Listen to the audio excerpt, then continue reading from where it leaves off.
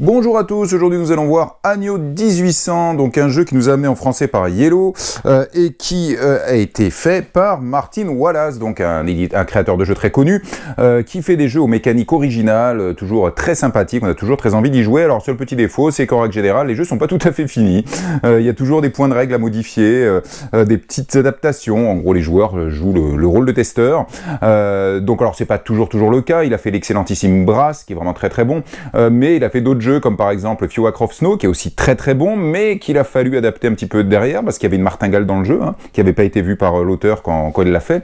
Ce jeu là n'échappe pas à la règle, il y a quelques adaptations de règles à faire, alors pas de panique, vous pouvez le prendre si ma vidéo vous plaît, il est complètement jouable comme ça, moi j'ai pris beaucoup de plaisir à la table, ainsi que tous les joueurs, donc ça je le précise tout de suite, le jeu n'est pas buggé, il n'y a pas de martingale, etc., etc.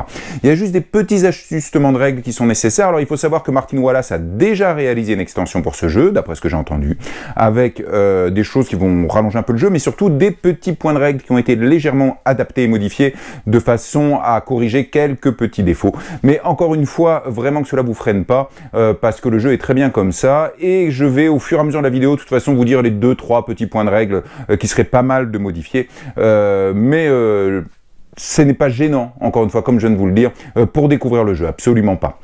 En tout cas, nous allons voir tout de suite. Donc, Agno 1800, donc un jeu qui est inspiré du jeu vidéo que pas mal d'entre vous doivent connaître, c'est pour ça qu'il y a Ubisoft d'ailleurs en bas ici, même si quand même la sensation sera évidemment très différente du jeu vidéo. Donc dans Agno du 1800, que va-t-on faire? Eh bien on va développer une colonie qui est notre plateau personnel. Alors il y a déjà des choses imprimées dessus. Eh bien vous avez bien vu, vous avez plein de zones de production de ressources qui sont indiquées en haut des planches, du blé, de la pomme de terre, du cochon. Il y a 34 ressources, donc c'est pas ça qui manque. Donc vous avez un jeu de gestion de ressources et de gestion d'ouvriers. Parce que ici, vous voyez, vous avez différents types d'ouvriers. Alors on va dire citoyens dans le jeu. Vous avez les fermiers, vous avez les ouvriers, vous avez les artisans, les ingénieurs et les financiers. Ils sont de plus en plus durs à avoir dans cet ordre-là, de plus en plus intéressants dans cet ordre-là aussi. Donc on va développer ça, vous avez des zones de production de ressources indiquées sur votre plateau personnel qui correspond à votre colonie, mais vous voyez qu'il y a des places, on va en rajouter, puis on va pouvoir agrandir son plateau pour encore rajouter, et en fait vous allez construire comme ça votre colonie, de façon à produire différents types de biens pour aboutir à différents objectifs, comme vous allez le voir, et donc c'est tout à fait sympa, parce qu'il y a évidemment un fort effet crescendo dans ce jeu. Ça c'est sûr, et vous verrez les conditions de fin de partie, au début on se dit mais on n'y arrivera jamais, mais en fait tout d'un coup, ça s'accélère. Alors vous avez aussi ici un chantier naval et des bateaux, bah oui, parce qu'on va aller explorer de nouvelles terres, puis on va faire du commerce avec les autres joueurs, ça c'est très bien fait, ça crée de l'interaction, c'est vraiment très sympa. On va voir ça tout de suite. Voilà, donc ça c'est le plateau au départ, c'est-à-dire que l'on a en fait des cubes qui représentent nos citoyens. Donc vous voyez, on commence avec 4 fermiers, 3 ouvriers et 2 artisans. Alors on n'a pas d'ingénieur et on n'a pas de financier. Alors ce sont d'autres cubes, d'autres couleurs. Alors moi qui suis daltonien, j'arrive à voir la différence entre toutes ces couleurs, donc c'est très bien. Mais vous verrez, il y a des cartes, c'est pas très grave parce qu'on a des symboles aussi pour chacun de ces types d'ouvriers. Donc les daltoniens ne seront pas perdus. Donc c'est avec ces citoyens, j'essaye de pas dire ouvriers, qu'on va venir produire dans nos différentes zones de production de ressources avec les ressources qui sont indiquées là-dessus. Alors pourquoi produire? Vous verrez, ce jeu est un jeu d'objectifs, donc nous avons des objectifs en permanence dans la partie à remplir, et ces objectifs passent par le fait de fournir différents types de ressources. Encore une fois, on va pas arrêter de faire ça dans la partie. C'est pas si répétitif que ça. Nous, dans notre partie, la première partie a duré 3 heures. On a joué à 4, à peu près, peut-être un tout petit peu moins de 3 heures. Et ça arrivait juste au moment où on se disait, bon, faut pas que ça dure 1 heure de plus, parce qu'on va commencer un peu à tourner en rond. Mais jusqu'à maintenant, c'était excellent. Et pouf, la partie, elle s'est terminée. Donc, ma foi, le timing était impeccable. Si c'est comme ça dans chaque partie, ça, par contre, ça a été très bien fait. Alors le jeu se joue de 2 à 4 joueurs, on m'a fait la remarque que je le disais plus, donc c'est pas bien, c'est de 2 à 4 joueurs, et quand je dis qu'il y a plein de ressources, bah regardez, vous voyez, ça c'est net de jeu, bah, c'est toutes les ressources du jeu, donc vous voyez, il y en a quand même un bon paquet. Alors vous verrez un petit peu comment fonctionne cette aide de jeu dans un instant. Alors il faut savoir qu'en fait, vos citoyens, donc les cubes qui sont ici, qu'on va envoyer faire travailler pour produire les différentes ressources dans les différents lieux de production, ce sont aussi des cartes. Vous voyez, ça ce sont les cartes pour les fermiers et pour les ouvriers, donc les 2 premiers. Et j'ai aussi un tas de cartes ici pour les 3 autres, artisans, ingénieurs et financiers, qui sont ces 3-là. Et on commence avec des cartes en main combien? Eh bien écoutez, ça correspond exactement aux ouvriers qu'on a au départ. C'est-à-dire qu'on va prendre 4 cartes, 1, 2, 3, 4 cartes comme ceci, qui correspondent, je vais arriver à les remettre dans le bon sens, voilà, qui correspondent donc à ces 4-là, puis 3 cartes qui correspondent à ceux-là, Hop, voilà, alors au passage, 1, 2, 3, ce qui m'en fait 7. Vous voyez ici les petits symboles qui correspondent aux différents types de citoyens. Et ensuite, je vais me prendre donc 2 cartes comme ceci, puisque c'est pour les artisans. Et j'ai 2 cartes. Alors ces cartes-là, on les a en main, on a chacun donc un jeu de cartes différent, parce qu'on va les piocher au hasard là-dedans. Et en fait, ce sont nos citoyens, et ce qu'ils désirent pour être contents. Voilà, par exemple, lui, il désire un peu de schnapps, on va dire, et du charbon. Et si je lui donne ça, il sera tout content, il me donnera un cadeau, comme vous allez le voir, et des points de victoire. Donc ça, déjà, toutes ces cartes-là, c'est pour rendre content nos citoyens. Plus on rend content nos citoyens, plus on a de points de victoire, c'est-à-dire qu'en fait, notre colonie est prestigieuse. Donc ça, c'est les premiers objectifs qu'on va essayer de faire. Donc évidemment, dès le début de la partie, en fonction de la main de cartes que l'on a, on sera orienté. Évidemment, on va regarder un petit peu les ressources qu'ils auront en commun pour voir un petit peu ce qu'il va falloir que je produise le plus. Alors, les cartes ici, regardez, c'est 8 points de victoire, c'est celles qui m'ont été données par les 2 artisans, mais c'est bien plus difficile à obtenir. Vous verrez, ces ressources-là sont bien plus compliquées à obtenir que les ressources à 3 points qui sont quand même beaucoup plus simples à obtenir. En tout cas, on va regarder, on va essayer de voir s'il y a des choses qui matchent, et s'il y a des choses qui matchent, on va essayer de les produire. Alors vous voyez là par exemple sur mes 4 cartes, j'ai pas grand chose quand vous regardez les petits dessins en haut qui matchent, du savon, du tissu, ma foi il n'y a rien qui colle, donc je sais pas trop comment je vais partir. Alors ça c'est juste un petit point du jeu. Alors on peut jouer comme ça, il n'y a aucun problème, mais si vous avez un autre joueur, comme ce fut le cas d'ailleurs dans ma partie, où il a 3 personnages qui demandent la même ressource, c'est tout de suite plus simple pour lui, parce qu'il suffira qu'il se concentre bien sur la production de cette ressource, tout du moins en début de partie. Alors pour pallier à ce petit défaut, il faut savoir que dans la nouvelle règle qui va sortir avec l'extension, on démarrera tous avec la même main de cartes.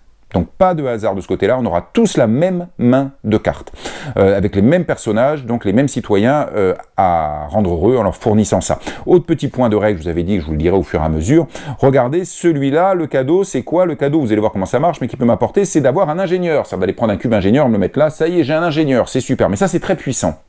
Donc en fait, pareil, il y a discussion sur la première main de carte, soit tout le monde aura une carte comme ça qui fournit un ingénieur, donc comme ça on est tous égaux, ou alors il n'y en aura pas. Et personne n'en aura. Mais dans la partie aujourd'hui, vous pouvez tomber sur une carte qui vous fournit un ingénieur quand le voisin n'aura pas de carte qui fournit un ingénieur.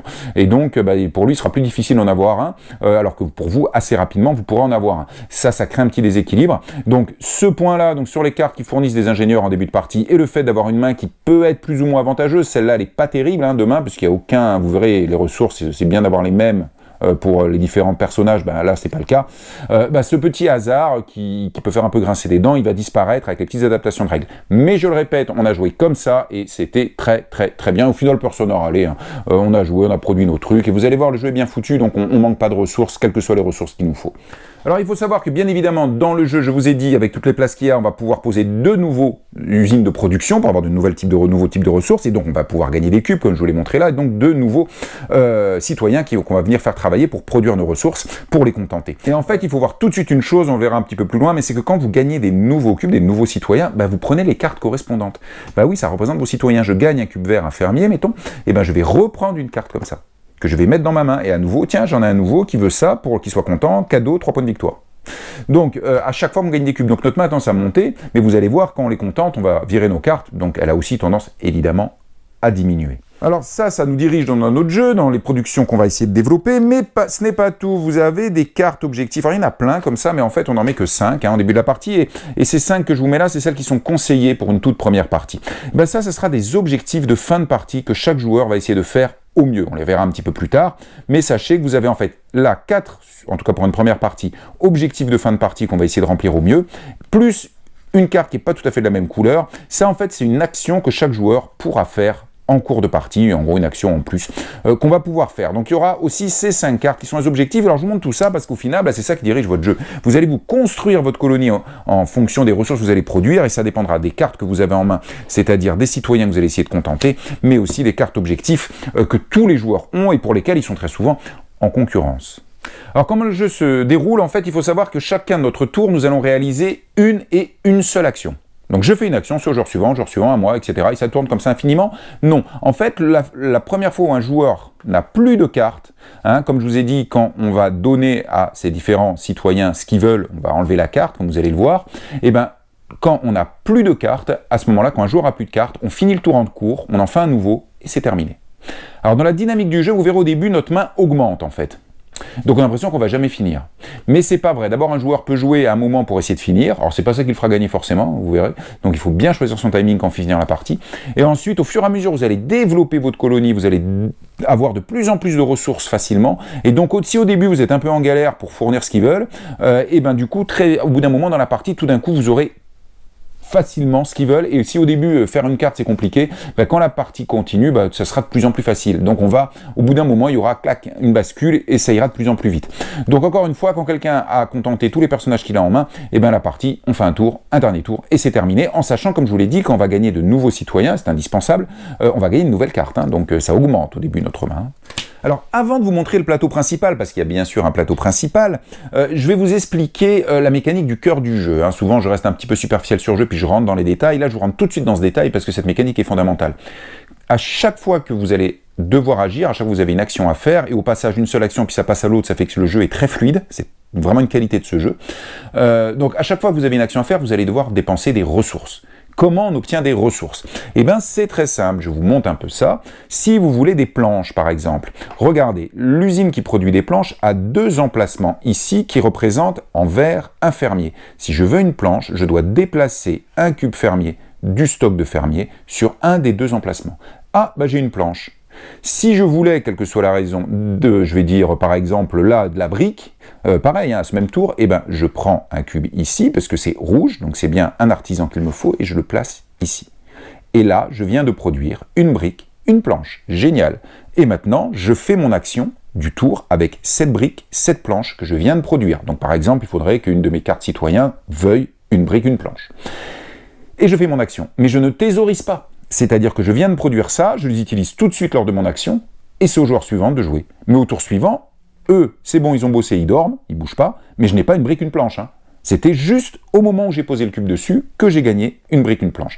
Donc au final, vous visez une action à faire, par exemple, valider une carte comme je vous l'ai montré, vous placez les artisans qui conviennent sur les zones de production dont vous avez besoin, vous avez produit les ressources, alors 1, 2, 3, 4, ce que vous voulez, hein, tant que vous avez les cubes nécessaires, et immédiatement, avec ces ressources, vous faites l'action de votre tour. Donc produire des ressources n'est pas une action, c'est ce qui vous permet de faire l'action de votre tour. Et je le répète, on ne thésaurise pas. Une fois que ces deux-là sont en place, pour le tour suivant, qu'est-ce que ça m'apporte? Strictement rien, si ce n'est que j'ai un fermier et un artisan qui sont utilisés, que je ne peux plus utiliser, donc j'en ai 2 de moins, et en plus j'ai utilisé un emplacement. Donc si j'ai à nouveau dans un autre tour besoin de planches et de briques, bah ça tombe bien, j'ai encore des cubes là, et je peux placer ici. C'est bon, mais si dans un tour suivant, mettons, j'ai besoin d'acier, ah bah j'ai plus d'ouvriers ici, c'est-à-dire pardon, d'artisans ici disponibles pour venir mettre ici. Je ne peux plus produire d'acier, mes artisans ils ont déjà bossé là. Hein, pour les briques. Et si, mettons, j'avais besoin de planches à un tour suivant, ah bah c'est bon, là, pour les planches, il faut du fermier, donc j'ai du fermier encore, pas de problème. Ah oui, mais j'ai plus de place dans mon usine de planches. Donc je ne peux pas produire de planches. Donc vous avez bien compris, de tour en tour, on consomme nos ouvriers, enfin nos citoyens, et en plus, on bloque les places sur les ressources que l'on a produites au tour précédent quand on en avait besoin. Et donc évidemment, il y a une mécanique pour pouvoir tout récupérer. Alors vous allez voir avec les bateaux, j'y viens dans un instant, mais c'est pareil avec les bateaux. Eh bien, comment on va faire? En fait, il y a vraiment une mécanique du jeu qui est importante là, c'est d'essayer d'arriver à optimiser au mieux l'utilisation de ces cubes citoyens, ainsi que des différents emplacements, et de pouvoir les récupérer le mieux, de façon la plus optimale possible. Alors, je vous ai parlé des bateaux à l'instant, là, donc juste une chose, oui, je mets des jetons là qui correspondent. Hein. En fait, ça, c'est des bateaux de commerce, ça, c'est un bateau d'exploration. En fait, ces jetons représentent mes bateaux. Donc vous verrez dans le jeu tout à l'heure, on a besoin de ces bateaux. Quand j'en utilise un, j'enlève le jeton. Je le mets à côté. Donc là, ce bateau, il est en train de voguer sur les flots, il est utilisé. Et pareil pour les deux. C'est-à-dire que si on utilise tout ça, on aura utilisé tout ça. Le chantier naval, c'est un peu différent, ça permet de produire de nouveaux bateaux. Hein. Donc c'est un peu comme une zone de production, sauf qu'au lieu de produire des ressources, ça produit des bateaux. Vous allez voir comment ça marche. Bref, je vous ai dit, on va commencer à utiliser nos bateaux, on va utiliser nos gus pour aller... tiens, il n'y a pas de bleu là au début. Pour aller produire, puis on peut se retrouver un petit peu coincé. Alors comment on fait? Déjà, il y a une manière très simple, c'est qu'à son tour, on peut dire « je fais un festival ». Alors quand vous faites un festival, c'est-à-dire une grande fête, en fait, tous vos ouvriers reviennent ici dans le stock. Tous ceux que vous auriez utilisés. Et les bateaux reviennent au port, donc tous les jetons reviennent ici. Et voilà. Et au prochain coup, vous allez pouvoir jouer avec tout. J'ai bien dit au prochain coup, ce que je viens de faire, c'est votre action du tour. C'est là où c'est embêtant. C'est qu'à ce tour-là, j'ai pas fait d'action. J'ai juste tout récupéré. C'est le festival, personne ne travaille, tout le monde se repose pour être prêt à travailler à la manche suivante. Donc ça, faire un festival, vous en ferez, ça c'est certain, il faut essayer d'en faire un minimum. Je ne sais plus dans ma partie combien on en a fait chacun, on a dû en faire 3-4, je pense, pas plus. Hein. Ça c'est pour tout récupérer. Alors je viens de vous dire, les festivals, ça vous bouffe votre action du tour, bon, vous récupérez tout, c'est super, mais plus d'action. Il faudra attendre que tous les autres aient joué. Et est-ce qu'on peut un peu récupérer des cubes et des machins comme ça sans faire de festival? Oui, vous pouvez. Hein. La première chose que vous pouvez faire, c'est que si je suis comme ça, mettons, hop, alors on va dire, je vais me remettre comme tout à l'heure. Tiens, tac, voilà, j'ai fait ça, j'ai produit au cours de tours précédents, ça, j'en avais besoin. Et là, je voudrais de l'acier, j'en ai besoin. Mais j'ai plus d'ouvriers rouges, hein, d'artisans, je vais essayer de les appeler par leur nom. Eh bien, vous pouvez dire à un artisan, allez mon gars, tu reviens ici parce que j'ai besoin de toi. Alors, c'est pas une action tout ça, je vous le répète, les actions de votre tour, on les a pas encore vues, hein. On les verra après. Tout ce que je vous montre, c'est la gestion de vos ressources. Donc, c'est juste ce que vous faites à votre tour pour pouvoir avoir les ressources pour faire votre action du tour. Hein. Vous voyez bien des choses comme ça. Donc, je peux le faire revenir comment? Eh bien, en le payant. Bah oui, il va pas revenir bosser comme ça. Bah, regardez cet écran en dessous. Si je veux faire revenir un artisan, il faut que je paye 3 ors. Lui 2 ors, lui 1 or, lui 4 ors, lui 5 ors. Donc, si j'étais comme ça, que j'ai besoin de produire de l'acier à mon tour et que je veux donc, j'ai besoin d'un artisan, je ne suis pas obligé de faire un festival, tout ramener et puis de passer mon tour. Non, si j'ai 3 ors, hein, puisque évidemment l'or est une ressource du jeu, vous allez voir comment on la gagne, si j'ai 3 ors, je défausse mes 3 ors, je récupère mon artisan, excusez-moi, j'ai un petit peu de mal, et à ce tour, il se trouve que j'avais besoin de blé, hop, impeccable, et que j'avais besoin d'acier, je viens de le récupérer, super, tac, et voilà, et je fais mon action avec mon blé et mon acier. Selon l'action, vous allez voir qu'on va pouvoir faire à son tour. Donc ça, c'est déjà une première méthode pour pouvoir récupérer donc des ouvriers que l'on aurait ici, enfin des citoyens, je vais essayer d'y arriver parce que eux sont les ouvriers. Hein. Donc les citoyens, on peut les récupérer en payant de l'or et de façon à les réutiliser tout de suite. Donc c'est quand même très bien. Donc ça, c'est le premier moyen de ne pas faire de festival, de ne pas perdre son tour. Mais il faut avoir de l'or, donc il faut l'avoir gagné, vous allez voir comment. Il y a encore un autre moyen. Si vous avez besoin d'une ressource, que vous ne pouvez pas produire ce que vous n'avez plus ici de citoyens nécessaires, vous n'avez pas d'or pour pouvoir le faire remonter, donc vous êtes un peu coincé, ou alors c'était des planches dont vous aviez besoin, c'est bloqué, et pareil, vous n'avez même pas un or pour remonter celui-là et libérer la place, pour pouvoir le réutiliser, si vous avez payé, et bien vous allez pouvoir acheter la ressource à un autre joueur. Ça, c'est le commerce. C'est le troisième moyen, ou plutôt, excusez-moi, le deuxième moyen de ne pas faire de festival, de ne pas perdre son tour. Donc à ce tour-là, mettons, j'ai besoin de planches, mais j'ai pas d'or, donc je peux pas renvoyer lui là. Et ben je regarde les plateaux des autres joueurs. Tous les joueurs qui produisent des planches, potentiellement, alors en début de partie, évidemment, ça, tout le monde l'a sur son plateau, ils sont pas symétriques les plateaux, donc tout le monde peut produire des planches, mais vous verrez, je vous ai dit qu'on va pouvoir rajouter des usines, et alors là, très vite dans la partie, on n'aura plus du tout les mêmes plateaux. Hein. Mais on va voir ça dans un instant. Et ben je dis, qui produit des planches? Ah ben moi je produis des planches. Très bien, j'importe des planches de chez toi. Comment ça marche? Déjà, il faut donc qu'il puisse produire des planches, qu'il ait des cubes ou pas, lui, sur sa zone de production, on s'en fout, ça n'a aucune importance. On envoie un bateau de commerce. Bateau de commerce, c'est ces jetons-là, je dis qu'on les consommait bien. J'enlève ce jeton. Alors, quand on fera un festival, on pourra le récupérer. Hein. Donc j'enlève ce jeton, en gros le bateau est parti faire du commerce. Ça, c'est le coût. Alors, combien j'en enlève? 1, 2, 3, et ça dépend de la ressource. Ça, les planches, c'est une ressource qui demande du fermier. Et regardez, c'est écrit en dessous. Vous voyez ici? Si je veux faire du commerce pour une ressource produite par un fermier, c'est un jeton commerce que ça me coûte. Lui, pareil. Par contre, si c'est, mettons, des caisses que je voulais et que je demandais à un joueur de me filer des caisses, c'était un artisan, l'artisan, c'est 2 jetons, donc je consommais mes 2 jetons. Si c'était une ressource, il n'y en a pas en début de partie, qui est produite avec un ingénieur, c'est 3 jetons. Et comme on en a que 2 au début de partie, on ne peut pas faire travailler une zone de production d'ingénieur d'un autre. En tout cas, mettons que je voulais des planches, ça sera plus simple, et donc j'ai consommé, un bateau de commerce, et je gagne des planches. Est-ce que le joueur peut refuser le commerce? Non, il n'a pas le droit. Ah bon, c'est un peu rude, donc l'autre joueur m'aide. Oui, mais quand vous faites ça, l'autre joueur gagne 1 or. Et voilà comment on gagne l'or. Dès que vous utilisez la production d'un autre joueur, il gagne 1 or, mais ça vous a évité de faire un festival.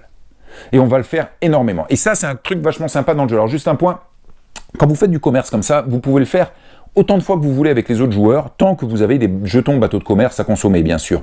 Mais par contre, vous n'avez pas le droit, et retenez-le bien, vous allez faire l'erreur, sinon vous n'avez pas le droit en commerce de récupérer 2 fois la même ressource. Si j'avais besoin de 2 planches, je peux aller en prendre une chez un autre joueur par commerce, mais la deuxième, il faut que je la produise moi. J'ai pas le choix. Donc on ne peut pas faire le commerce de 2 ressources identiques. Donc ça, c'est très très chouette parce qu'en fait, vous allez voir très vite au cours de la partie, en fonction des cartes que vous tirez, des objectifs que vous cherchez à faire, des ressources que vous allez produire, vous allez ici mettre de nouvelles tuiles production. Mais où est-ce qu'elles sont? On va le voir, j'y arrive, c'est sur le plateau principal. Et du coup, en cours de partie, qui c'est qui a du savon? Est-ce qu'il y en a qui produit du savon? Il y en a qui va dire, ouais, moi j'en produis. Ah, super. Et moi aussi. Ah, ok, tu produis du savon. Alors généralement, quand il y en a plusieurs qui produisent, comme on file un or au joueur avec lequel on choisit, c'est toujours pareil. D'abord, on va choisir plutôt le joueur qui est derrière, comme on le voit à peu près au score, plutôt que l'autre qui est en train de passer devant, hein, c'est sûr, on va pas l'aider. Et ensuite, on va regarder combien d'or ils ont. Hein. Le joueur qui a le plus d'or, en général, c'est pas lui qu'on achète, ce sera celui qui a moins d'or, pour essayer d'avantager le moins, évidemment, les autres joueurs. Donc je récapitule, dès que c'est à moi de jouer, j'ai une action à faire, ça va me consommer des ressources. Pour les produire, il faut que j'ai les zones de production sur mon plateau. J'envoie donc mes ouvriers travailler, il faut qu'il y ait au moins une case libre et que j'ai suffisamment d'ouvriers, enfin d'ouvriers, oui, de citoyens, j'y arriverai jamais, c'est sûr, de citoyens. Si ce n'est pas le cas, soit je fais un festival, je récupère tous mes citoyens et tous mes bateaux, mais j'ai joué pour le tour, ou alors je récupère un citoyen parce que j'en ai besoin et pour libérer éventuellement un emplacement, et ça il faut que je paye en or ce qui est écrit en dessous de chaque type de citoyen, ou alors je fais du commerce, je prends la ressource chez un autre joueur, je le répète, qu'une seule unité de ressources par type de ressources. Pour ça, je paye les jetons aussi indiqués en dessous ici, qui sont des jetons commerce, donc encore faut-il avoir des bateaux de commerce disponibles. Au passage, c'est hyper important le commerce, vous verrez, il faut que vous ayez quand même pas mal de bateaux de commerce, mais on va voir ça dans un instant. Donc c'est comme ça que ça fonctionne sur cette mécanique, production de ressources, action. Mais quelles actions? Alors, je vous remontre l'aide de jeu. Pourquoi? Parce que ce n'est rien d'autre que le plateau principal. Et oui, voilà, le plateau principal, on a toutes les ressources. Je dis qu'il y en a 34, donc il y en a plein. Alors, cette zone-là, c'est les bateaux. Hein, les bateaux et les chantiers navals. Donc, c'est un peu différent. Mais ça, ce sont toutes les ressources que l'on va pouvoir produire. Alors comme je vous ai dit, une des actions du tour, donc maintenant je viens aux actions tout de même, après qu'on ait produit les ressources, ça sera de commencer à rajouter des usines pour produire de nouvelles ressources. Alors ici, vous voyez, c'est en bord de mer, en gros, on va dire, vous pouvez mettre donc n'importe quelle usine ou des chantiers navals. Par contre, les chantiers navals ne peuvent être qu'en bord de mer. Hein. Et ici, les bateaux seront en pleine mer. Alors oui, vous allez pouvoir, je vous l'ai dit, hein, rallonger, vous allez avoir de nouvelles cases pour pouvoir poser. On va le voir dans un instant, c'est une action du tour. En tout cas, première action du tour possible, eh ben, améliorer sa colonie en produisant de nouvelles ressources, et cette fois que personne ne produit. Alors première règle, vous n'avez pas le droit d'avoir 2 zones de production, 2 usines identiques. Alors quand je dis identique, ça veut dire qu'ils produisent la même ressource avec le même ouvrier. Pourquoi? Parce que sur le plateau, regardez, vous avez des zones de production de ressources qui produisent des ressources que vous produisez déjà. Mais regardez, là il faut un ouvrier bleu, c'est-à-dire un ouvrier. Et là, il vous faut un fermier. Donc, c'est pas la même chose qu'il vous faut. Et dans le jeu, vous allez voir une dynamique. En fait, très vite, les fermiers, vous n'en avez plus besoin. Alors, on va pouvoir les virer, les remplacer par des ouvriers un peu mieux. On va faire progresser comme ça, socialement, au final, notre population de citoyens. C'est quand même très bien foutu. Donc, au final, si vous mettez ça ici, bah déjà, vous n'avez plus besoin de vert pour produire des planches, mais plus que du bleu. Bon, après, à la limite, vous pourriez faire un petit peu des deux. Il faut savoir que quand on prend une tuile, vous allez voir comment, comme ceci, je peux la poser sur un espace vide, mais je peux aussi recouvrir un espace déjà utilisé, et vous allez le faire. Mais vous pouvez aussi prendre une tuile et venir remplacer une tuile que vous aviez déjà posée. C'est possible aussi, auquel cas la tuile revient là. Donc ça, il faut bien comprendre. Alors c'est important qu'elle revienne là-bas, parce que regardez, il n'y a que 2 tuiles par type d'usine. Quand vous jouez à 4, ben, tout le monde n'en aura pas. Sauf les bateaux, c'est un peu particulier, il y en a plus. Donc en tout cas, c'est cette action. Donc c'est très simple. Comment je fais? Ben, c'est à moi de jouer. Je veux poser ici. Si je veux faire, par exemple, des planches, ben, je les prends, hop, je la pose. Ça y est, c'est fait, c'est à moi. J'ai joué, c'est à toi. C'est tout. Ben, les planches, oui, parce que regardez, dans ce cartouche, en haut, il n'y a rien du tout. Mais en fait, toutes les autres, il y a des choses. Et en fait, bah, ce sont les ressources nécessaires. C'est aussi simple que ça. Mettons que dans mes cartes de départ, que je ne retrouve plus, si j'avais besoin de bière, par exemple. Et ben c'est le cas, par exemple. Lui, regardez, j'ai mon jeu de départ, je me dis, il veut de la bière et du pain. Ok. Ouais, pourquoi lui? Bah, attendez, il me fournit un ingénieur, c'est super. ok, il va y avoir une modification de règles, peu importe, c'est pour vous montrer. Mais si j'en avais plusieurs, par exemple, qui me demandaient de la bière, je me disais, bah tiens, c'est le cas ici, en plus, ici, regardez, lui aussi me demande de la bière, et en plus, il me fournit un nouveau artisan, bah là, j'en ai deux qui veulent de la bière. C'est quand même bien de produire de la bière, hein. Donc c'est comme ça qu'on fait, hein, en début de partie. Donc du coup, je regarde la bière, et ben la bière, elle est où? Elle est ici, et ben je veux prendre ça, alors encore faut-il qu'il en reste, hein. Donc je dis, bah je prends ça, et ben il me faut du blé et du charbon. Donc ça, il aura fallu, je déplace un peu les cubes, parce que j'ai changé de plateau, pardon. Donc à mon premier tour donc, de ma partie, si je veux prendre cette tuile-là, il me faut du blé et du charbon. Donc c'est très simple, avant de la prendre, je dis hop, lui, il produit du blé, du charbon, c'est lui. Et maintenant, je pose ma tuile, j'ai de la bière. Super, je vais bientôt pouvoir faire ce petit bonhomme-là. Mais enfin, il faudra aussi du pain, au passage. Donc c'est comme ça que l'on va faire. Alors regardez bien, parce qu'en fait, elles ne se valent pas toutes. Les choses qu'il faut regarder, c'est d'une part ce qu'elles produisent, évidemment, ce dont vous avez besoin, les ressources nécessaires, évidemment, et les ouvriers qui seront nécessaires. Parce que là, je vous l'ai mis sur cette face, mais en fait, quand vous gagnez la tuile, vous la retournez et elle devient, comme les copines, zone de produit, et ouvrier nécessaire avec 2 emplacements, comme d'habitude. Donc vous retournez la tuile.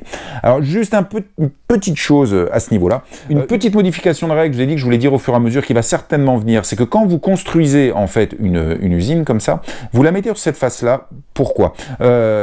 Juste pour un tour, c'est-à-dire les autres joueurs jouent, et puis quand ça revient à vous, hop, vous la mettez sur sa bonne face. Ben, simplement pour qu'aucun autre joueur ne puisse utiliser votre usine alors que vous ne l'avez pas encore utilisée. Vous venez de la construire. Vous pourrez l'utiliser au tour prochain, mais pas ce tour-là, puisqu'on n'a qu'une action par tour. Alors, vous verrez qu'il y a des moyens de faire 2 actions par tour, mais enfin, c'est des moyens de les tourner, donc on les a pas à chaque fois.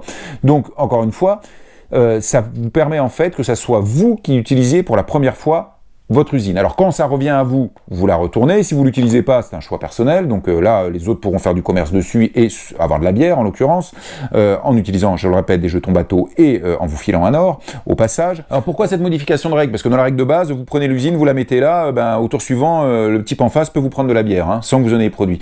En fait, vous avez des objectifs, notamment vous avez un objectif, regardez, ça c'est un objectif commun, où en fait vous avez ces 3 types de production qui donnent 6 points de victoire, ce qui est énorme.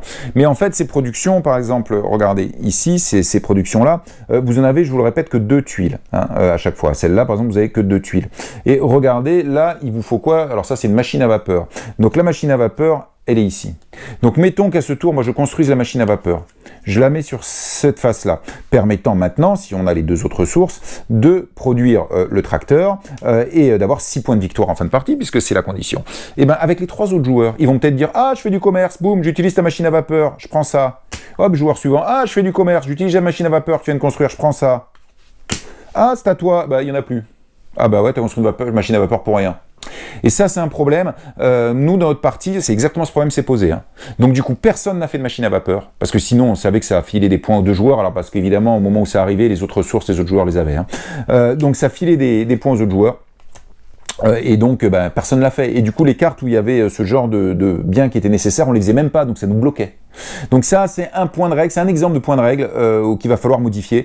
Moi, je vous conseille de jouer directement comme ça. Hein. Quand vous construisez une usine, vous la laissez sur cette face-là. Quand le tour vous revient, hop, elle est maintenant accessible à la fois pour vous, bien sûr, ça c'est évident, mais aussi pour les autres en commerce. Mais si on avait mis ça, ça nous aurait permis d'éviter ce blocage, quoi. Donc ça, c'est un point de règle auquel Martin Wallace n'a pas pensé. Mais bon, je vous dis, c'est des choses qui nous fait le monsieur, même s'il nous fait des super jeux. Voilà, donc ça, en tout cas, je vous l'ai dit, vous prenez une tuile, vous payez les ressources nécessaires au-dessus, vous la retourner et maintenant vous avez une nouvelle usine qui produit ça, les autres pourront acheter chez vous et vous allez pouvoir produire, et je vous le répète, pas 2 fois la même tuile sur votre plateau. Alors vous voyez, évidemment, il y a des ressources primaires, ressources secondaires, par exemple celle-là, si vous voulez, vous avez de l'acier, génial, et du cuivre. Ah, mais du cuivre, on n'en a pas au départ, donc si je veux faire ça, il me faut du cuivre. Le cuivre, où est-ce qu'il est? Il est ici. Ah il me faut ça et ça avant, donc si vous voulez ça, il va falloir anticiper, vous dire il me faut ça et ça avant, donc tac tac, je produis ça, maintenant je produis du cuivre, ensuite le cuivre, je l'aurai pour produire ça, et de l'acier. Donc vous voyez, il faut falloir anticiper. Maintenant, si quelqu'un d'autre produit du cuivre, peut-être que vous n'aurez pas envie de faire tout ça, ça vous prend un tour d'aller construire du cuivre. Si c'est juste pour une tuile, c'est peut-être pas terrible, donc autant l'acheter chez quelqu'un qui en a. Vous allez pouvoir avoir des trucs comme ça. Moi, j'avais de la bière, j'étais le seul joueur à avoir de la bière, les autres, au final, perdre un tour pour se mettre et s'occuper une case pour de la bière où ils avaient peut-être qu'une carte, c'était pas terrible, mais comme les cartes arrivent, en fait, moi, c'était le gros monopole de bière, quoi. D'ailleurs, un joueur, au bout d'un moment, il a dit, j'en ai marre de ton monopole de bière, t'arrêtes pas de prendre de l'or, tout le monde fait du commerce avec toi, moi aussi, je vais produire de la bière. C'est très rigolo, cette interaction dans le jeu. Vraiment très rigolo.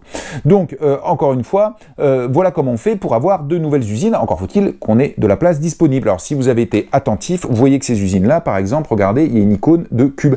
Et oui, c'est-à-dire que si vous voulez prendre cette usine, il faut leur fournir ces deux ressources-là, mais prendre un cube en plus, financier, qui est en haut là, tac, et le mettre à côté. Alors du coup, on ne le met pas sur quelque chose, que c'était un coût. En gros, il est fatigué. Et évidemment, quand on fera un festival, on pourra, ou si on le paye, on pourra le récupérer. On ne l'a pas perdu, il n'est pas consommé.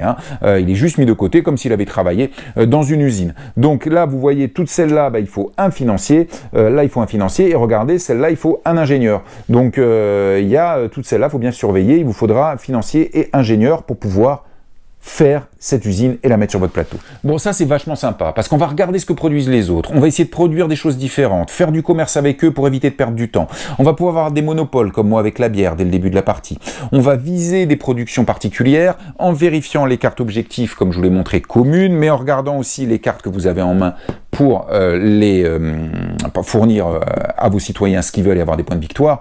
Ça, cette mécanique est quand même vachement sympa.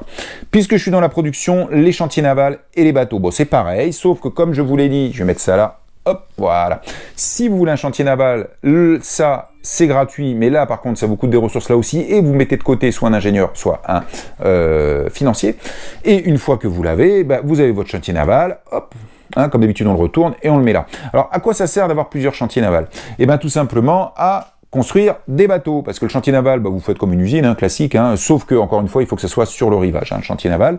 Mais si vous voulez construire un bateau, comment ça se passe? Eh bien, on va regarder les chantiers navals que vous possédez. Déjà, à votre tour, si je vous dis ce tour-là, je construis du bateau, vous avez le droit de construire autant de bateaux que vous avez de chantiers navals.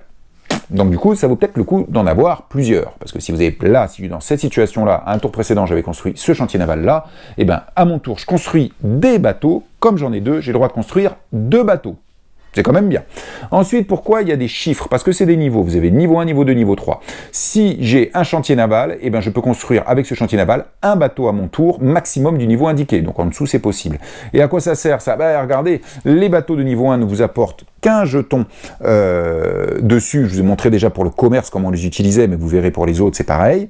Les de niveau 2, c'est 2 jetons dessus. Les bateaux de niveau 3, c'est 3 jetons dessus. Et le commerce, vous allez en faire, je vous garantis. Donc avoir un niveau 3 avec 2 niveaux 2, avoir 5 jetons commerce sur son plateau quand ça va nous jouer, c'est très très très bien. D'autant plus que ces bateaux, de mon souvenir, on ne les récupère que quand on fait un festival par contre. Donc autant les autres, on peut payer de l'or et faire du commerce comme vous avez pour se débrouiller, mais là les bateaux, quand vous les avez utilisés, il faudra faire un festival pour les récupérer.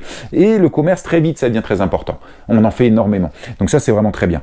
Donc encore une fois, un bateau par chantier naval à votre tour quand vous en construisez, et le niveau dépendra du niveau du chantier naval que vous possédez. Ne négligez pas les bateaux. Et après, les bateaux, évidemment, ils sont payants. Il faut payer les ressources. Et vous voyez, là, il faut mettre un cube de côté, un ingénieur. Vous avez compris pourquoi les ingénieurs, c'est super important. Et pourquoi, quand vous tirez une carte au début où vous pouvez avoir un ingénieur, c'est un super avantage, quoi. D'où le rééquilibrage sur les cartes de départ qui va arriver. Deuxième action, très simple, valider une carte. Je vous l'ai dit. Mettons que je peux produire du pain, ou plutôt de la bière, mettons que je sois dans cette situation-là, tiens, hop, voilà.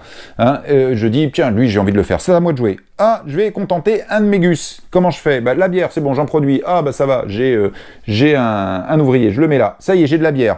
Et du pain. Ah, du pain, j'en produis pas. Par contre, j'ai le joueur en face qui en produit. Il se trouve que j'ai pas utilisé mes jetons que j'ai mis je ne sais où, peu importe, je n'ai pas utilisé mes jetons commerce. Et je dis, attends, je vais produire du pain chez toi. C'est quoi? C'est avec quoi que tu produis? Alors, regardez, le pain, c'est avec du bleu. C'est avec du bleu. Ok, du bleu, je regarde, j'ai besoin d'un seul jeton commerce ici pour pouvoir avoir un bien qui marche avec du bleu. Donc, je défausse un jeton commerce et je considère que j'ai du pain. J'ai du pain, j'ai de la bière. Lui, il est validé. Qu'est-ce qui se passe? Je le pose à côté de mon plateau de jeu pour dire que je l'ai validé. Fin de partie, j'aurai 3 points de victoire. C'est acquis. Et un bonus. Ce bonus, retenez bien que vous pouvez tout à fait le poser là et ne pas le prendre tout de suite. Plus tard à votre tour, vous pourrez le prendre. Prendre le bonus des cartes personnages que vous posez ici comme ça, des cartes citoyens, c'est optionnel et c'est quand vous voulez. Les points de victoire sont acquis de toute façon, vous preniez le bonus ou pas. Donc à votre tour, vous pouvez dire, allez, je prends ce bonus. Ce n'est pas une action de prendre les bonus. Donc vous pouvez avoir plusieurs cartes comme ça et blam blam blam. Prendre tous les bonus d'un coup, ce n'est pas une action. C'est pas l'action de votre tour. Quand vous l'avez pris, vous retournez de façon à vous rappeler que vous l'avez pris le bonus. Et pas le prendre 2 fois dans la partie, c'est qu'une seule fois. Et les points de victoire sont rappelés ici. hein, de toute manière. Donc là, bon, évidemment, si vous mettez celui-là, c'est gagner un ingénieur, vous attendez pas le tour suivant, hein, vous le faites tout de suite, vous le gagnez. Mais par contre, vous avez des bonus, vous allez peut-être pouvoir attendre un peu. Alors par exemple, ce bonus-là, il est important de vous en parler. Regardez, vous gagnez 3 jetons commerce. Je dis que le commerce, c'est super important, c'est génial. Oui, mais attention, quand vous gagnez 3 jetons commerce avec ce bonhomme-là, vous les posez dessus, ici, parce que vous les gagnez juste une fois, quoi. Hein. Vous les posez sur le mec, donc vous retournez, puis vous posez vos 3 jetons. Si vous faites un festival, c'est-à-dire que vous récupérez tous vos trucs là, et qu'il vous reste des jetons comme ça, bonus que vous auriez eu sur une carte, vous les perdez. Et ça, il faut bien y penser. Donc lui, c'est typique. Lui, typiquement, si vous lui fournissez du schnapps là, et du charbon, et ben vous le mettez comme ça, et ça, vous n'allez peut-être pas l'activer tout de suite. Hein, si vous avez un festival bientôt, ben, vous allez laisser passer le festival, bien sûr. Si vous n'avez pas de festival, ben, vous allez le taper et récupérer les 3 jetons à un moment où vous savez que vous allez les utiliser. Ça paraît évident, mais bon, encore faut-il le préciser. Donc on les tape pas toujours tout de suite, et c'est comme ça qu'on fait. On valide, et à chaque fois, donc on regarde, hein, tout simplement. Ici, tout ce que l'on a. Tout ce dont on a besoin, pardon. Et là, vous voyez, c'est même des jetons, là. Hein. C'est des jetons sur les bateaux qu'il va falloir pousser pour pouvoir faire ces cartes-là. Mais je vous ai dit, on va en gagner d'autres, des cartes, là, tout le temps. Comment on les gagne? Ben, on les gagne en gagnant de nouveaux citoyens, en gagnant de nouveaux cubes. On peut en gagner, on va en gagner d'ailleurs de nouveaux. Ben, comment on fait? Ben, c'est une action de votre tour. À votre tour, vous allez pouvoir gagner des nouveaux cubes. Alors vous allez pouvoir gagner de 1 à 3 cubes, hein, c'est vous qui voyez, et vous payez le coût qui est au-dessus. Pour gagner un fermier, c'est une planche. Pour gagner un ouvrier, c'est une planche, une brique. Et pour gagner lui, c'est une brique, un charbon, une caisse, etc. Donc vous voyez, vous payez les ressources qui sont indiquées au-dessus. Et immédiatement, dans la réserve, vous prenez un cube de la couleur et vous le mettez dans la réserve. Et vous prenez immédiatement une carte qui correspond. Mettons que j'ai pris ici un nouveau cube bleu, c'est-à-dire un nouvel ouvrier. J'ai pu mettre ici une planche et là une brique. C'est bon, mon action du tour, c'est je dépense ma planche et ma brique pour prendre un nouveau cube bleu, prendre un nouveau ouvrier. Et je prends immédiatement une carte qui a le symbole ouvrier, et hop, ça c'est un nouveau citoyen, bah, c'est celui qui vient d'arriver, que je vais devoir contenter en lui fournissant quoi? En l'occurrence la brique et de la saucisse. On verra bien si j'en ai ou si quelqu'un d'autre en a. Et je garde la carte. Donc ça, c'est une autre action du tour, c'est gagner une nouvelle carte, pour ça que je vous présente là, et surtout gagner un nouveau cube. C'est ça qui est très important. Je vous ai dit qu'on va faire aussi évoluer nos citoyens, puisque je suis sur les cubes. C'est une autre action de votre tour possible. Une autre action de votre tour possible, c'est de faire de l'ascenseur social. C'est-à-dire qu'un fermier va pouvoir devenir un ouvrier. Comment? Eh bien regardez, le prix est entre les deux. Si je veux faire ça, ça me coûte une brique. Donc il faudra que voilà, je sois comme ça, et à mon action du tour, pouf, je viens ici, je produis une brique, cette brique je l'utilise pour transformer un cube vert en cube bleu, quoi. Donc lui, il retourne dans la réserve, et je rajoute un nouveau cube bleu. Il y a eu de l'ascension sociale. Et le coût, à chaque fois, il est indiqué là. Ça, c'est du bleu au rouge, hein, du rouge au violet, du violet au turquoise. Alors, vous allez dire que je suis pas si daltonien que ça. Bah, en fait, je connais par cœur, en fait. Je sais pas que ça, c'est turquoise ou violet. Et à chaque fois, vous payez, vous voyez, le petit prix. Alors, pareil, vous avez le droit, donc, de produire de 1 à 3, si vous choisissez comme action à ce tour-là, de produire de nouveaux citoyens, hein. Bah, pareil, vous pouvez faire de 1 à 3 élévations sociales, comme ça, quand c'est à votre tour, si vous choisissez cette action-là, mais il faut falloir payer toutes les ressources à chaque fois. Quand vous faites de l'élévation sociale comme ça, comme vous ne gagnez pas de nouveaux citoyens, vous ne prenez pas de carte, hein, par contre. Quand vous gagnez un nouveau cube, vous prenez une carte, c'est un nouveau citoyen. Par contre, quand vous faites ça, vous ne prenez pas de carte. Moi, je trouve que tout ça, c'est super élégant, c'est super thématique. Et là, on voit la force de Martin Wallace. Hein, j'ai dit qu'il finissait pas toujours très bien ses jeux, c'est vrai. Mais par contre, les mécaniques, à chaque fois qu'il nous fait, je les trouve super. Et ce jeu est très bien. Donc ça, c'est la façon de manipuler les cubes, 1 à 3 cubes, soit je les paye et j'en ai des nouveaux et je prends de nouvelles cartes, soit je fais de l'ascension sociale, tac, tac, tac, je remplace des cubes par des autres et j'ai droit à 3 maximum, 1 à 3 quand je fais cette action-là. Alors, tant que je suis à 1 à 3, il faut savoir juste une chose, que donc vous vous doutez bien que bah, toutes ces cartes-là, il y en a plein de dispo, hein, du coup, hein, puisqu'on va les prendre, d'ailleurs on les met pas n'importe où, on les met ici, et ben il faut savoir qu'à un moment de la partie, vous pouvez aussi, si vous le souhaitez, bah, c'est une action, hein, par contre, défausser jusque 3 cartes, 1 à 3 cartes de votre main, on les remet sous l'état et vous en tirez des nouvelles. Alors ça, c'est si vraiment vous pensez que vous n'arriverez pas à les faire. C'est vraiment pas l'action idéale, ça, hein, parce que c'est votre action du tour, juste remplacer 3 cartes par d'autres en pioche, c'est pas top, mais ça pourra arriver. Alors, avec le coup où je vous expliquais tout à l'heure, où on se retrouvait bloqué, ben, on n'allait jamais avoir ces deux ressources-là.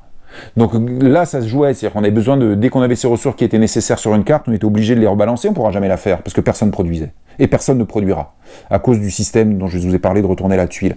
Donc, mais sinon, une fois la petite règle modifiée, je pense que ça sera beaucoup moins présent. En tout cas, vous pouvez faire ça, 1 à 3 cartes, c'est votre action du tour, vous les remplacez par des nouvelles, si vraiment ces personnages, vous pensez que vous n'arriverez jamais à les faire. Donc du coup, avec les nouveaux cubes, je ne parle pas de l'ascension sociale, on a de nouvelles cartes. Et je vous le répète, c'est quand on aura passé toutes nos cartes que la partie prendra fin. 15 joueurs, aura passé toutes ces cartes. Donc au début, vous allez monter en cartes 9, 10, 12, 15 cartes en main, on se dira, mais ça va jamais finir. Mais comme je vous dis, comme on va placer de plus en plus d'usines, nous, mais les autres joueurs aussi, et comme on peut faire du commerce très vite, plein de ressources différentes sont produites, et ce sera de plus en plus facile d'arriver à faire nos cartes. Encore faut-il soit produire, soit avoir des jetons commerce, des bateaux de commerce pour pouvoir gagner les ressources. Autre action possible, gagner de nouvelles terres. Alors soit de nouvelles terres inexplorées que sont ces tuiles-là, qu'on met ici, comme vous allez le voir, soit c'est-à-dire du nouveau monde, soit de l'ancien monde, gagner de nouvelles terres de ces tuiles-là. Et c'est très simple, quand c'est à moi de jouer, je peux décider d'explorer de nouvelles terres, c'est mon action du tour. Hop, voilà. Donc, si je veux explorer de nouvelles terres, le coût est indiqué ici. Et oui, c'est avec ces bateaux-là, avec les jetons exploration. Voilà. Donc, à mon tour, je peux décider, je consomme un jeton exploration, j'envoie un bateau d'exploration, et je vais prendre une de ces deux tuiles. Alors, soit celle-là, soit celle-là. Alors, attention, quand vous n'en avez pas encore pris, en effet, le coût est d'un jeton. Mais dès que vous avez pris une tuile, soit celle-là, et que vous voulez reprendre la même, ça vous coûtera 2 jetons. Si vous avez 2 tuiles identiques et que vous voulez reprendre la même, cette troisième vous coûtera 3 jetons, et ainsi de suite 4. Et 4 tuiles, c'est le maximum qu'on peut avoir pour chaque type. J'ai bien dit la même. Si j'ai pris une tuile comme ça à un tour précédent, et qu'à un tour suivant, je décide de prendre une tuile comme ça, comme c'est la première fois que j'en prends une grande, elle me coûte qu'un jeton. Par contre, si j'ai une tuile comme ça, et que j'en reprends une comme ça, là c'est ma deuxième, donc elle me coûte 2 jetons. D'accord? Donc 2 bateaux. Au début, de toute façon, vous voyez, vous pouvez prendre qu'une tuile de chaque. Il faudra des bateaux d'exploration d'autres pour pouvoir commencer à en prendre un peu plus. Alors en plus, sur les conditions de victoire qu'on utilise à la première partie, regardez les tuiles comme ça, c'est 6 points. Donc en fait, c'est un peu le rush quand même. 6 points, vous voyez, on a 1, 2, 3, 4, 5, 6, 7, 8. Donc 2 potentiellement par joueur. Sauf si vous rushez, vous en preniez 3, ce qui était mon cas et celui d'un autre joueur.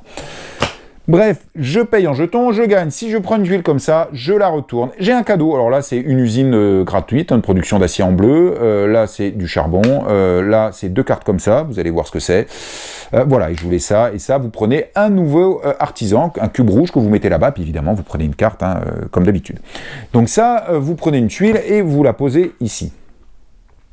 Ça me fait penser une chose. Si vous devez prendre une carte et qu'il n'y en a plus, regardez, vous payez à la place. 1 or. 3 ors. Donc parce que quand vous rajoutez des cubes, vous êtes obligé de prendre une carte, mais s'il n'y en a plus, il faut payer de l'or à la place.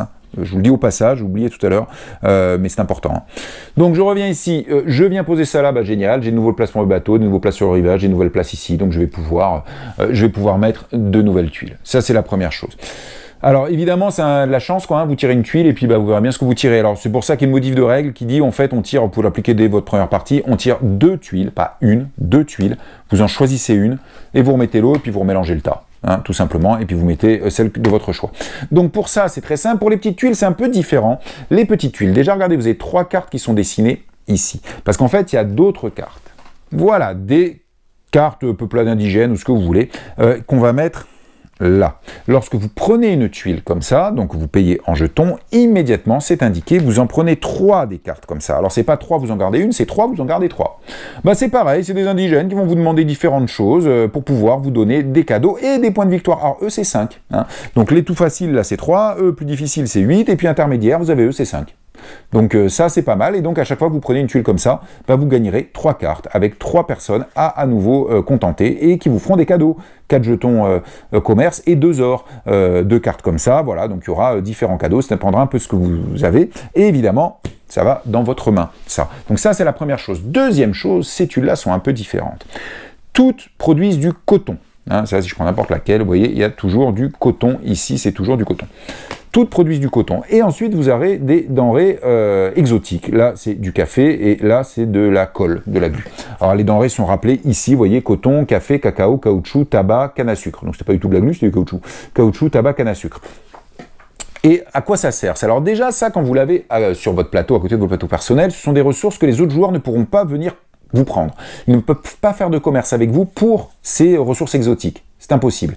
Et vous, si vous en voulez, s'il ne s'agira pas d'amener des cubes ouvriers pour travailler, pas du tout, c'est sur des terres lointaines, il va falloir envoyer des bateaux, faire du commerce avec vos colonies lointaines. mais pas les autres. Hein. Donc si je voulais du coton parce que j'en ai besoin, et bien à ce moment-là, il faudra que j'utilise un jeton de commerce. Et là, j'aurai le droit d'aller me chercher un coton. Donc vous voyez, alors ça, toujours pareil, c'est de la prise de ressources que vous en avez besoin à votre action du tour, c'est pas votre action du tour. Vous voyez comme les jetons de commerce sont fondamentaux, parce que vous ne produirez pas de tout. On tire des cartes, donc parfois on découvre un bien dont on a besoin, ça n'est pas en début de partie, donc vous ferez du commerce avec les autres, mais en plus, si on veut faire ça, on fera du commerce, en gros, avec nos propres colonies. Donc c'est très important, ces jetons de commerce. Alors, ces ressources un peu particulières, exotiques, regardez, vous les retrouvez pour ces tuiles-là, hein. Là c'est canne à sucre, café, cacao, si je dis pas de bêtises, je vois pas bien. Donc vous les retrouvez sur ces tuiles-là, vous le retrouvez encore ici, et là vous regardez coton, coton. Donc vous retrouvez sur ces tuiles-là, ces ressources-là, donc elles sont nécessaires, sinon on ne pourra pas faire café, chocolat, ça et coton. Et tissu, et évidemment ces trucs-là c'est important, c'est souvent pour ces personnages-là. Hein, donc encore une fois, ça c'est important de les avoir, et ça vous pouvez pas le piquer aux autres, donc en fait tout le monde veut le faire. Tout le monde veut y aller. Et c'est important d'en tirer deux là, hein, parce que si vous avez besoin d'un type de ressources particulier ici, vous voulez du thé par exemple, vous avez tiré cette tuile là, oh bah pas de bol, pas du thé, du tabac, excusez-moi, ah bah pas de bol, il n'y a pas de tabac. Bon bah la deuxième il y a du tabac, bon bah si on en tire deux, au moins on peut choisir celle dont on a besoin tout de suite. Donc on en tire deux, on en choisit une, adaptation de règles qui me paraît très bien. C'est comme ça qu'on agrandit notre territoire, et puis parfois en plus c'est des points de victoire fin de partie. Vous avez bien compris que ces points de victoire fin de partie orientent aussi énormément la partie des joueurs, faut pas l'oublier. Et ces cartes ici, eh ben c'est simple, à votre tour, vous pouvez défausser 2 jetons exploration, donc envoyer 2 bateaux exploration, pour en prendre 3, et vous gardez les 3. Alors vous avez vu que tout à l'heure, je vous ai passé des cartes, vous en gagnez 2. Hein. Et en fait, ça, regardez, ce sont des explorateurs qui partent en exploration, et ils trouvent toujours la même chose, un animal, un artefact. Et on se les prend, hein, histoire d'aller quelque part en exploration, autant piller le coin.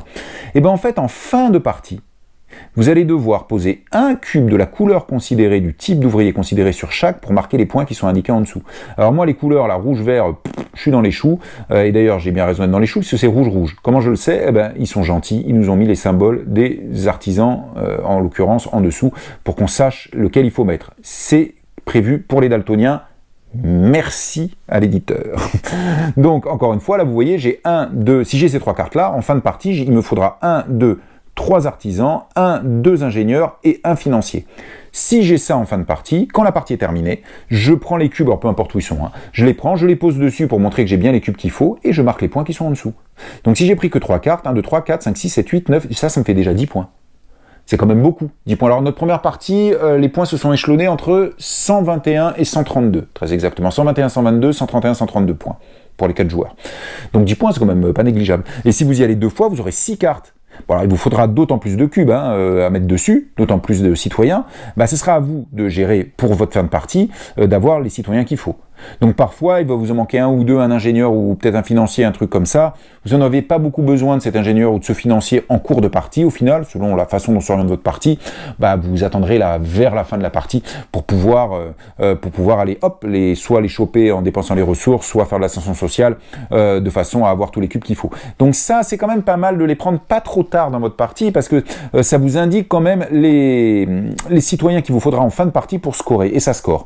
Donc ça, ces cartes-là, ces cartes exploration, c'est très bien, il ne faut pas les négliger. Hein. On en prend 3, 5, 6, et après on va avoir les citoyens qu'il faut. Alors à propos de citoyens, je voulais vous montrer 2 effets de cartes particuliers. Alors, en l'occurrence, c'est les indigènes là, qu'on chope en faisant ça.